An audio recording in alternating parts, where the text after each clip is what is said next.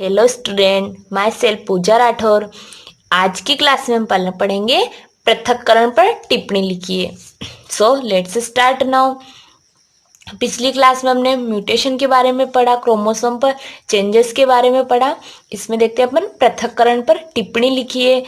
तो और इसी क्वेश्चन को एग्जाम में पूछ सकते हैं, पृथक्करण से क्या अभिप्राय है, पृथक्करण के प्रकार को लिखिए। ओके, तो देखते हैं अपन व्हाट इज आइसोलेशन। पृथक्करण को इंग्लिश में क्या बोलते हैं, इसको बोल सकते हैं आइसोलेशन। ओके, तो देखते हैं अब।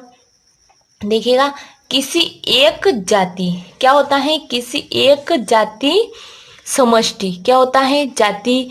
और इसमें बता रखा है कि समष्टि जाति।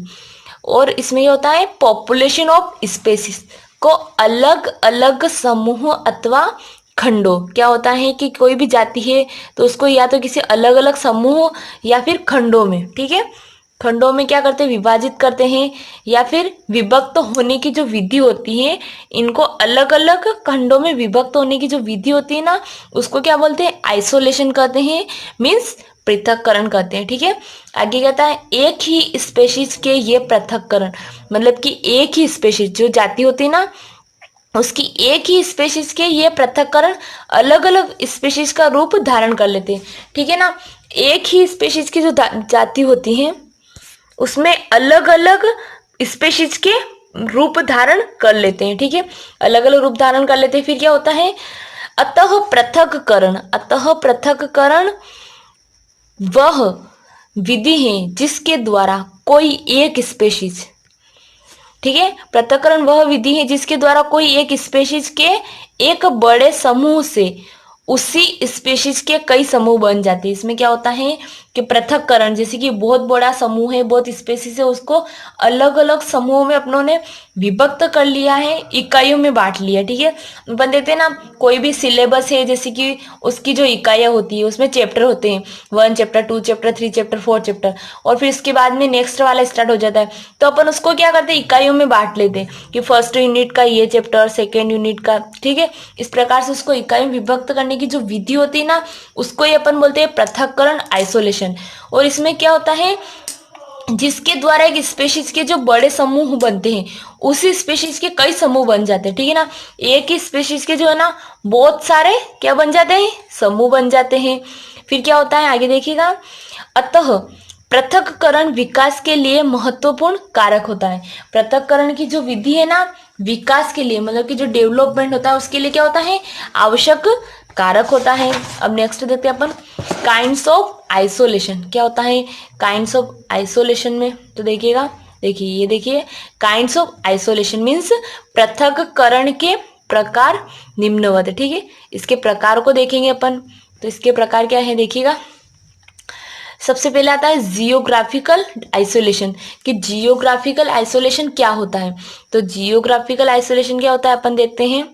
देखिएगा, देखिएगा सभी ध्यान से कि जियोग्राफिकल आइसोलेशन होता क्या है। तो देख लिए, एक स्पेशीज के कई समूहों में विभक्त होने हेतु भौगोलिक पृथक्करण प्रमुख कारक है। ठीक है ना, जो एक स्पेशीज होती है ना, उसके कई समूह में जो विभक्त होने के लिए क्या होता है, भौगोलिक पृथक्करण प्रमुख कारक है। पर्वत श्रृंखलाएं, नदियां, रेगिस्तान, वन, पुल, जलमार्ग आदि विभिन्न क्या होते हैं कि कौन कौन से पर्वत श्रृंखलाएं हो सकती हैं, नदियां, रेगिस्तान, वन, पुल, जलमार्ग आदि विभिन्न या भौतिक या भौगोलिक कारक है। ठीक है, विभिन्न भौगोलिक कारक है। अगला आता है, जो एक ही जाति के जीवों को आपस में मिलने नहीं देते हैं। क्या होता है, एक ही जाति के जो मतलब जीव होते हैं ना, उनको आपस में मिलने नहीं देते हैं। नेक्स्ट आता है, ये छोटे छोटे समूह ही धीरे धीरे नई स्पीशीज में परिवर्तित हो जाते हैं। क्या होता है कि ये जो छोटे छोटे समूह होते हैं ना, ये ही धीरे धीरे नई स्पीशीज जो होती है ना उसमें परिवर्तित हो जाते हैं। उदाहरण क्या होता है, हवाई द्वीप समूह में लैंड स्नेल का वितरण। क्या होता है, हवाई जो द्वीप समूह है ना, उसमें जो लैंड स्नेल जो है ना, उसका वितरण बताया गया है। अगला देखो, भौगोलिक पृथक्करण, जियोग्राफिकल आइसोलेशन में कुछ जंतुओं की उपजाति भी उत्पन्न हो जाती है। जब जियोग्राफिकल आइसोलेशन होता है उसमें क्या होता है, समझ में आया कि जो एक स्पेशीज के जो कई समूह होते हैं उसमें क्या होता है, विभक्त होने हेतु एक भौगोलिक पृथक्करण उसका क्या मेन मुख्य कारक बताया गया है।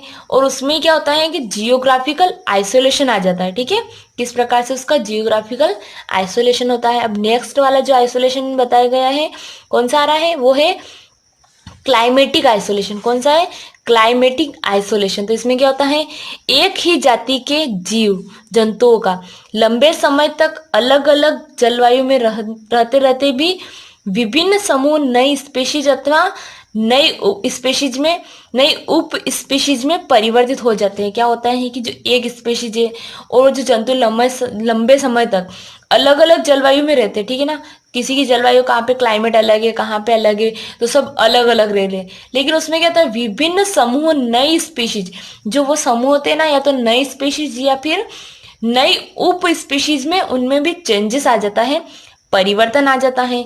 फिर क्या होता है, जलवायु कारक, क्लाइमेटिक फैक्टर तथा टेम्परेचर, नमी, मॉइस्चर, खनिज सांद्रता, फिर क्या होता है मिनरल कंस्ट्रक्शन आदि में कोई भी हो सकता है। अब उनमें जो परिवर्तन आ रहा है वो काहे से आ रहा है, या तो उसमें क्लाइमेटिक फैक्टर हो सकते हैं, टेम्परेचर हो सकता है, मॉइस्चर हो सकता है, खनिज सांद्रता हो सकते हैं, मिनरल कंस्ट्रक्शन आदि हो सकता है।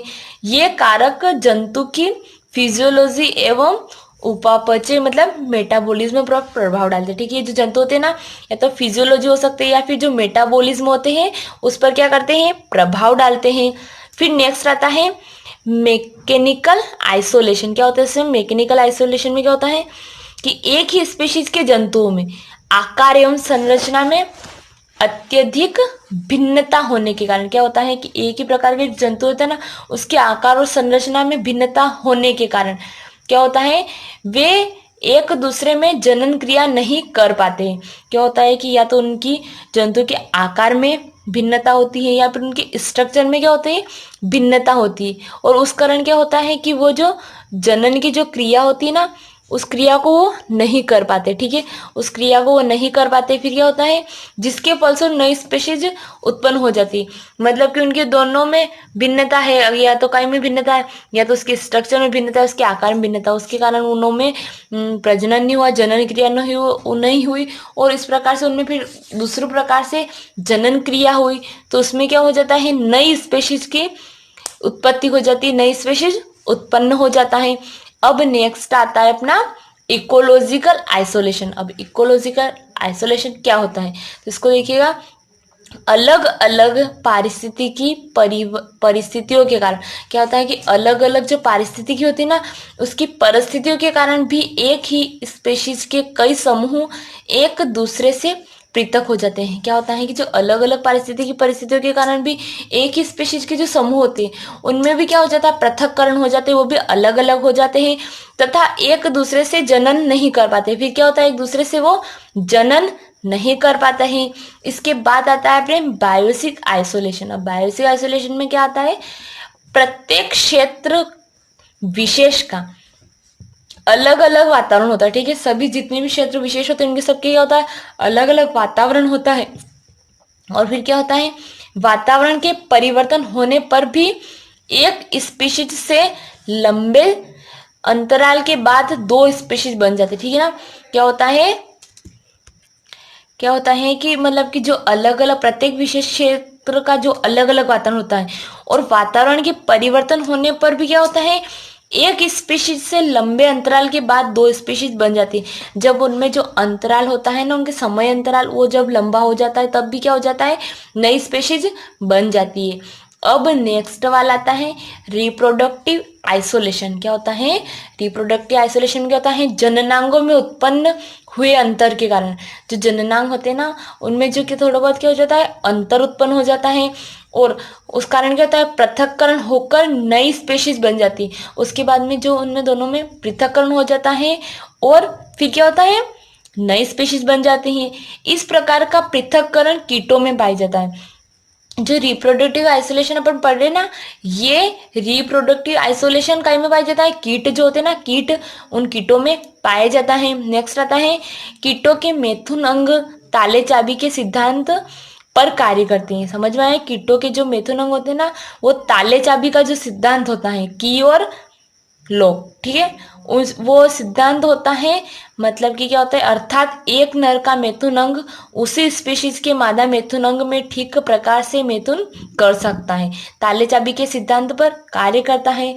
नेक्स्ट आता है गेमेटिक आइसोलेशन। गेमेटिक आइसोलेशन क्या होता है, देखिएगा, किसी भी स्पेसीज के शुक्राणु दूसरी स्पेशीज के मादा के जनन पथ या जननांगों में पहुंचने पर अधिकांश मर जाते हैं। क्या होता है कि बहुत सारी स्पेसीज के जो शुक्राणु होते हैं ना, स्पर्म होते हैं ना, वो दूसरी स्पेसीज के फीमेल के जनन पथ में जब जाते हैं तो उसमें क्या होता है, जब पहुंचने पर अधिकांश की डेथ हो जाती है, तथा कुछ स्पेशीज में यदि जीवित भी रहते हैं, बहुत सारे ऐसे स्पेसीज होते हैं जो जीवित तो रहते हैं, लेकिन क्या होता है, वे अंडाणु को निषेचित नहीं कर पाते, जीवित रहते हैं लेकिन जो एग होता है ना, उसको वो फर्टिलाइज नहीं कर पाते हैं।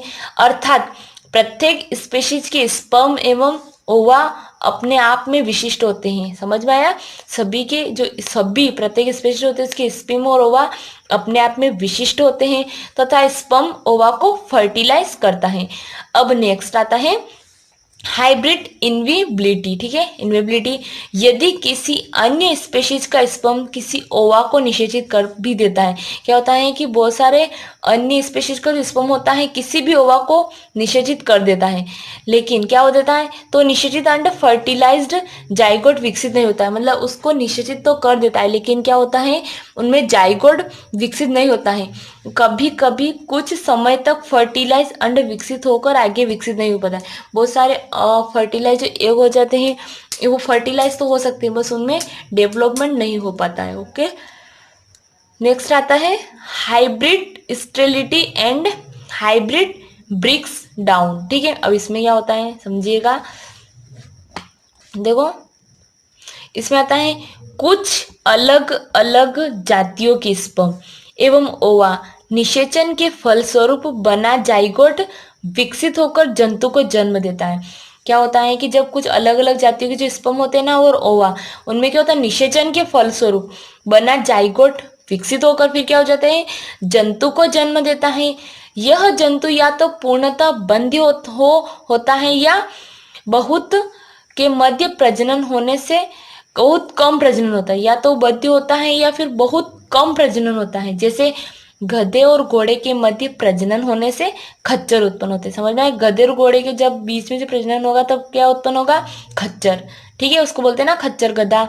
तो गधे और घोड़े के प्रजनन के फलस्वरूप उत्पन्न होता है, किंतु यह बांझ होता है। ये क्या होता है, इसमें आगे प्रजनन रिप्रोडक्शन नहीं हो पाता है। समझ में आए, कुछ जाति के स्पर्म में ओवा निषेचन के फल से बना जाइगोट विकसित होकर जंतु को जन्म देता है, लेकिन या तो बंदी होता है या फिर वो प्रजनन कम करता है, ठीक है, नहीं कर सकता है, और संतान उत्पत्ति नहीं होती है। समझ में आया कि संतान उत्पत्ति नहीं होती है क्योंकि इसमें गेमिटोजेनेसिस के गुणसूत्र के जोड़े नहीं बनते। क्या होते हैं इसमें, गेमिटोजेनेसिस के जो गुणसूत्र के जो होते हैं ना, वो जोड़े नहीं बनते हैं। नेक्स्ट आता है चेंज इन डेवलपमेंट रिथ, क्योंकि इसमें गेमिटोजेनेसिस के गुणसूत्र के जोड़े नहीं बनते। क्या होते हैं इसमें, गेमिटोजेनेसिस के जो गुणसूत्र के जो होते हैं ना, वो जोड़े नहीं बनते हैं। नेक्स्ट आता है चेंज इन डेवलपमेंट रिथम, तो इसमें क्या होता है, आनुवांशिक अंतरों के कारण परिवर्धन गति और जीवन चक्र की अवधि परिवर्तित हो जाती है। क्या हो जाता है, आनुवांशिक जब अंतर आते हैं ना, उन अंतरों के कारण क्या होता है, परिवर्धन में गति और जीवन चक्र की जो अवधि जो होती है उसमें परिवर्तित हो जाती है। काई के कारण, आनुवांशिक अंतरों के कारण। फिर क्या होता है, जिसके कई जेनरा से नई स्पीसीज बन जाती है। ओके, नेक्स्ट आता है फिजियोलॉजिकल आइसोलेशन। अब फिजियोलॉजिकल आइसोलेशन क्या होता है, इसमें क्या होता है, सभी जंतुओं में अपनी ही स्पेशीज के जंतुओं में मैथुन करने की प्रवृत्ति होती है। क्या होते हैं, सभी जंतुओं में अपने ही स्पेशीज के जंतुओं में मैथुन करने की, फर्टिलाइजेशन करने की प्रवृत्ति होती है, प्रोग्रेस होती है, क्योंकि प्रत्येक स्पेशीज का मैथुन व्यवहार अलग अलग होता है। क्या होता है, प्रत्येक जो स्पेशीज होते हैं उनका जो मेथड का जो व्यवहार होता है वो डिफरेंस टाइप का होता है। ओके, नेक्स्ट आता है आइसोलेशन ड्यू टू डिस्टेंस। किस प्रकार से पृथक्करण का जो कारण होता है वो क्या होता है, डिस्टेंस के कारण। तो इसमें क्या होता है, कुछ स्पेशीज के बहुत बड़े एवं विशाल क्षेत्र में फैले रहने पर दूर दूर क्षेत्रों में स्थित जंतु भी एक दूसरे से प्रजनन नहीं कर पाते हैं, किंतु एक स्पेशीज में कई समूह बन जाते हैं जिसके जंतुओं में ही प्रजनन होता है। समझ में आया कि बहुत दूर दूर स्थित होते हैं और प्रजनन नहीं कर पाते, लेकिन कभी कभी इनमें समूह बन जाते हैं और फिर क्या हो जाता है, प्रजनन हो जाता है। इस प्रकार बिना किसी प्राकृतिक अवरोध के ही एक स्पेशीज कई समूह में पृथक पृथक समूह बना लेती है। जैसे उत्तरी अमेरिका में होलोकर्टिका जेनेरिक नाम वाला स्तनधारी कई समूह में विभक्त है। ठीक है, नेक्स्ट आता है जेनेटिक आइसोलेशन। जेनेटिक आइसोलेशन में क्या होता है, देखिएगा, जेनेटिक आइसोलेशन में होता है कभी कभी किन्हीं नर एवं मादा के मध्य मैथुन होना तो संभव, किंतु उनकी आनुवंशिक संरचना में मौलिक अंतर होने के कारण प्रजनन होना संभव नहीं होता है। क्या होता है, कभी कभी जो नर एवं मादा के मध्य मैथुन होना संभव होता है, पर क्या होता है, उनकी जो आनुवंशिक संरचना होती है ना, उसमें मौलिक अंतर के कारण प्रजनन होना संभव नहीं होता है। अतः गैमेट्स में संलयन नहीं होता है। तो इसका उदाहरण देखते हैं अपन। एक समष्टि के परागकण दूसरी समष्टि के स्टिग्मा पर वृद्धि करने में असफल होते हैं। ठीक है ना, एक समष्टि के जो परागकण होते हैं ना, वो दूसरी समष्टि के स्टिग्मा पर वृद्धि करने में असफल रहते हैं। यहाँ तक देखा गया है कि यदि इन युग्मकों में निषेचन हो भी जाता है, क्या होता है, इन युग्मकों में निषेचन हो भी जाता है तो जाइगोट में कुछ क्या होता है, जाइगोट में कुछ न कुछ क्या हो जाती है, कमी रह जाती है तथा वह भली भांति विकसित होने में असफल रहता है। ठीक है, फिर क्या होता है, कभी कभी संततियां उत्पन्न होती हैं किंतु हाइब्रिड में अनुकूलन क्षमता बहुत कम होती।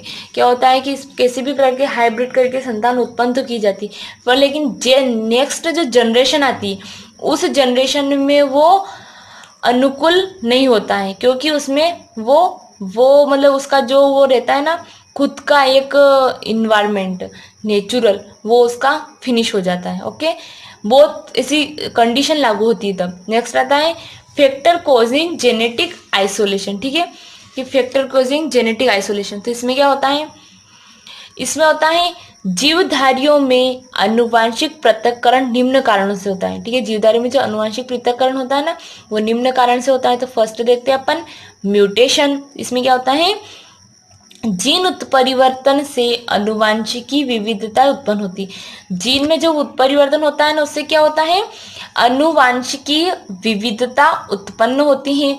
यह जीन के रासायनिक संगठन में परिवर्तन के कारण होता है। ठीक है ना, जीन उत्परिवर्तन में आनुवंशिक तो विविधता होती है, उसके बाद क्या होता है, यह जीन के रासायनिक संगठन में परिवर्तन के कारण होता है, जो कि नाइट्रोजिनस बेसेज के विलोपन, द्विरावृत्ति, स्थानांतरण, प्रतिलोमीकरण आदि के कारण होता है। ठीक है, एक तो क्या होता है कि जीन उत्परिवर्तन में आनुवंशिक विविधता उत्पन्न होती है और यह जीन के रासायनिक संगठन में परिवर्तन के कारण होता है, जो क्या होता है, नाइट्रोजिनस जो बेसेज होता है ना, उसके विलोपन, द्विरावृत्तीकरण और स्थानांतरण, प्रतिलोमीकरण आदि के कारण होता है। ओके, फिर क्या होता है, म्यूटेशंस अधिकांशतः हानिकारक होते हैं। पता है, जो म्यूटेशन होते हैं ना, वो बहुत बार हानिकारक होते हैं, खतरनाक होते हैं, किंतु कभी कभी लाभप्रद भी होते हैं। देखो, एक सिक्के के दो पहलू होते हैं, या तो उसका सिक्का का जो पहलू होता है वो तो लाभदायक होगा या फिर हानिकारक होगा। उसी प्रकार से म्यूटेशन के भी अपने को बेनिफिट बताए गए हैं। फिर आगे क्या आता है, जो स्पेशियन हेतु कच्चे माल की तरह कार्य करता है। ओके, नेक्स्ट आता है रिकॉम्बिनेशन। तो इसमें क्या होता है, जीन्स के बार बार फेरबदल करने से आनुवंशिक भिन्नताएं बढ़ती है। क्या होता है कि जीन्स के बार बार फेरबदल करते थे ना अपन, तो उसमें क्या हो जाता है कि आनुवंशिकताएं बढ़ जाती है तथा ये विकास में एक सीमित भूमिका अदा करते हैं। फिर क्या होता है, जो विकास होता है उसमें एक सीमित मतलब कि एक सिमटी हुई भूमिका अदा करते हैं। मियोसिस के समय क्या होता है, क्रॉसिंग ओवर होता है ना, उसमें क्या होता है, गेमिट्स बनते समय जीन्स का नए नए कॉम्बिनेशन बनते हैं, ठीक है ना। क्रॉसिंग ओवर के समय जीन्स की क्या बनते हैं, नए नए कॉम्बिनेशन बनते हैं। नेक्स्ट आता है जेनेटिक ड्रिफ्ट, ये बहुत ही मोस्ट इंपॉर्टेंट है, ये कभी 5 नंबर के क्वेश्चन में या फिर शॉर्ट क्वेश्चन में इसको पूछ सकते हैं, जेनेटिक ड्रिफ्ट क्या होती है, तो इसको ध्यान से देखना। क्या होती है, किसी समष्टि में दिए गए एलील की किसी अन्य एलील के सापेक्ष समान लोकस पर बारंबारता जीन फ्रीक्वेंसी कहलाती है। क्या होता है कि कोई भी समष्टि दे रखी, ठीक है, जनसंख्या, ओके, तो उसमें क्या है, एलील की जो किसी अन्य एलील के सापेक्ष, कोई भी एलील है और उसको अन्य एलील के सापेक्ष समान लोकस पर जो बारंबारता होती है ना, और उसमें जो जीन फ्रीक्वेंसी आती है, वो जीन फ्रीक्वेंसी आती है, उसको क्या बोलते हैं, उसको जीन फ्रीक्वेंसी कहलाती है, वही जीन फ्रीक्वेंसी कहलाती है। तो नेक्स्ट देखिए आगे क्या होता है, G.H. हार्डी जो थे ना, उन्होंने क्या हुआ, जो ने ब्रिटेन में तथा W. वेनबर्ग ने जर्मनी में गणितीय विधियों से यह सिद्ध किया कि, क्या सिद्ध किया कि यदि जीन पर प्रभाव डालने, मतलब कि जो होता है ना, जीन के प्रभाव डालते हैं ना, डालने वाला कोई भी कारक, मतलब कोई भी जीन पर प्रभाव डालने वाला कारक, जैसे उत्परिवर्तन या प्राकृतिक चयन न हो, तो किसी भी समष्टि एलील्स की बारंबारता पीढ़ी दर पीढ़ी क्या होती है, स्थिर रहती है, ओके, पीढ़ी दर पीढ़ी स्थिर रहती है। यह हार्डी वेनबर्ग सिद्धांत कहलाता है, ठीक है, एक कौन सा सिद्धांत कहलाता है, हार्डी वेनबर्ग सिद्धांत, इसको बोलते हैं हार्डी वेनबर्ग प्रिंसिपल, ओके। किसी भी समष्टि में प्रजनन के फलस्वरूप जीन लगातार बहते रहते हैं, ठीक है ना, कोई भी समष्टि में जब प्रजनन होता है तब जो जीन्स होते हैं ना, वो क्या होते हैं, लगातार बहते रहते हैं। फिर क्या होता है, या उनमें गति होती रहती है, या फिर उनमें क्या होती जाती है, गति होती रहती है, प्रोग्रेस होती रहती है। किंतु समष्टि में जीन्स की बारंबारता क्या रहती है, स्थिर रहती है, जीन्स में जो समष्टि की जो बारंबारता रहती है वह स्थिर रहती है, ओके।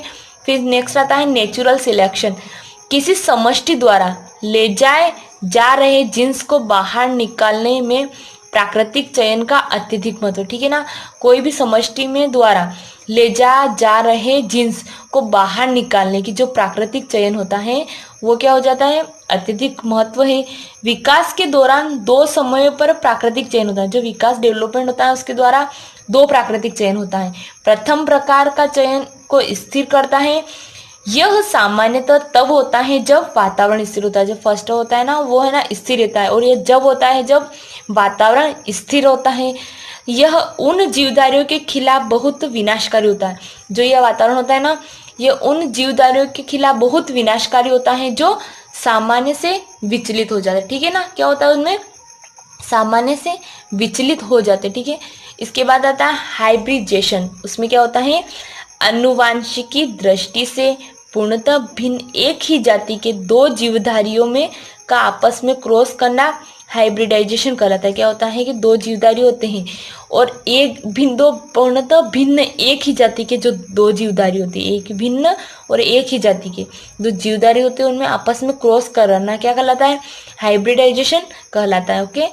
एक ही जाति के 2 अलग अलग समष्टियों के मध्य प्रजनन होने के परिणाम स्वरूप जीव पूल में नए जीन्स के प्रवेश करने की संभावना होती है। क्या होता है कि एक ही जाति के 2 अलग अलग समष्टियों के मध्य जब प्रजनन होता है ना, तो उसके परिणाम स्वरूप क्या होता है कि जो जीन पूल होते हैं ना, उसमें नए जीन्स प्रवेश करने की संभावना होती है, उसको क्या बोलते हैं, हाइब्रिडाइजेशन कहलाता है। या फिर हाइब्रिडाइजेशन अलग अलग जातियों, क्या होता है कि हाइब्रिडाइजेशन जो होता है ना, अलग अलग जातियों के सदस्यों के मध्य भी हो सकता है। यह जंतुओं की अपेक्षा पौधों में अधिक होता है, ये जो होता है ना, जंतुओं की अपेक्षा पौधों में बहुत अधिक होता है। विभिन्न जातियों की हाइब्रिड में प्राकृतिक रूप में दोनों पैतृक जातियां में एक एक जीन कॉम्प्लीमेंट्स या क्रोमोसोमल कॉम्प्लीमेंट पाए जाते हैं। क्या होता है कि जो विभिन्न जातियों के जो हाइब्रिड होते हैं ना, उसे प्राकृतिक रूप में दोनों पैतृक जातियों की एक एक जीन कॉम्प्लीमेंट हो सकते हैं या फिर क्रोमोसोमल कॉम्प्लीमेंट हो सकते हैं, ओके। नेक्स्ट आता है, ये हाइब्रिड कुछ ऐसे लक्षण प्रदर्शित करते हैं जो माता पिता से भिन्न होते हैं। अब आता है अपना कंक्लूजन, क्या आता है कंक्लूजन, इसमें आता है अतः पृथक्करण जैविक विकास के लिए अत्यधिक महत्वपूर्ण कारक है। ठीक है ना, जो पृथक्करण की जो प्रोसेस है वो जैविक विकास के लिए बहुत ही महत्वपूर्ण है, क्योंकि इसके द्वारा नई जातियां तथा उपजातियां बनी है। सिम्पसन 1965 के अनुसार पृथक्करण अत्यधिक हानिकारक है। ठीक है, सिम्पसन 1965 के जो पृथक्करण है वो अत्यधिक हानिकारक है, क्योंकि क्या होता है इसमें पृथक्करण क्षेत्र बन जाने के से जंतुओं का प्रजनन का अवसर कम मिल पाता है। ठीक है, इसमें क्या पृथक्करण क्षेत्र बन जाते हैं और जंतुओं के जो प्रजनन का जो उनको जो अवसर चांसेस रहते हैं वो बहुत कम मिलते हैं और अंत में क्या हो जाते हैं, वो नष्ट हो जाते हैं। Okay, thank you so much watching for my video. मेरे वीडियो को लाइक कमेंट शेयर करना ना भूले और नेक्स्ट जो क्वेश्चन अपने नेक्स्ट क्लास में पढ़ेंगे। Okay bye.